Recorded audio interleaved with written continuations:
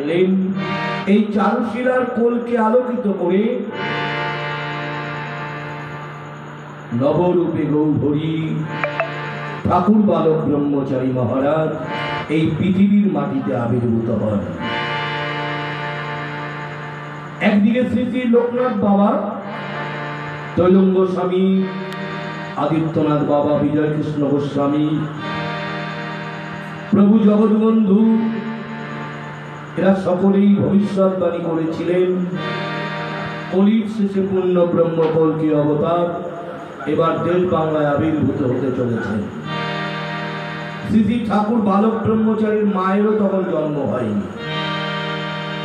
সেই আগে লোকনাথ বাবার কথা যেটা সবচেয়ে বেশি স্মরণযোগ্য, লোকনাথ বাবাকে যিনি রান্না করে খাওয়াতেন তার নাম ছিল অশ্বিনী চ্যাটার্জি। এই অশ্বিনী চ্যাটার্জির সেবা যত্নে তুষ্ট হয়ে লোকনাথ বাবা অশ্বিনী চ্যাটার্জিকে কিছু দিতে চেয়েছিলেন। ভক্ত হৃদয় অশ্বিনী চ্যাটার্জি লোকনাথ বাবার চরণ যুগলে বসে তার চরণ ধরে মিনতি করে বললেন, তুমি আমাকে দীক্ষা দাও, তোমার সন্তান করে নাও, শিষ্যত্বে বরণ করো। ত্রিকালযোগী বাবা লোকনাথ ব্রহ্মচারী অশ্বিনী চ্যাটার্জিকে কাছে ডেকে নিয়ে বললেন, অশ্বিনী, আমি নই, আমি নই, তোর যিনি গুরু হবেন আজ থেকে অর্ধ শতাব্দী পরে তিনি এই বাংলার মাটিতে আসছেন। তিনি তোকে পূর্ণ মন্ত্র দিয়ে মুক্ত করে দেবেন।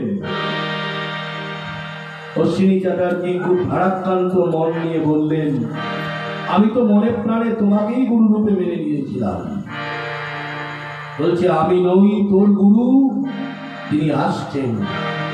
বলে, তাহলে আমি তাকে কি করে চিনব? কাছে ডেকে নিয়ে কানে অর্ধেক মন্ত্র দিলেন। মন্ত্র কখনো অর্ধেক হয়, কিন্তু এটা একটা শিক্ষা নেবার এবং জানবার জন্য, চিনবার জন্য তিনি এই বিষয়টাকে উল্লেখ করলেন।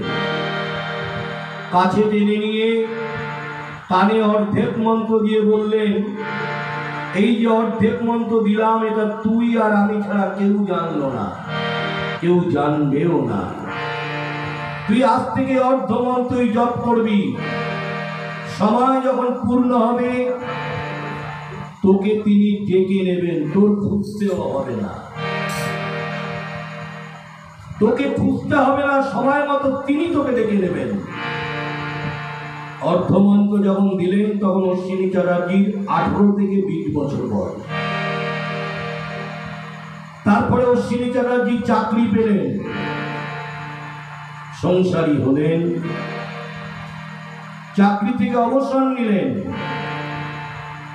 তার বন্ধু চিন্তাহরণ থেকে নিয়ে ঢাকা মুন্সিগঞ্জ পদ্মার পাড়ে ছোট্ট কুটির বানিয়ে দুজনে সাধন ভজনে ব্যস্ত হয়ে পড়লেন।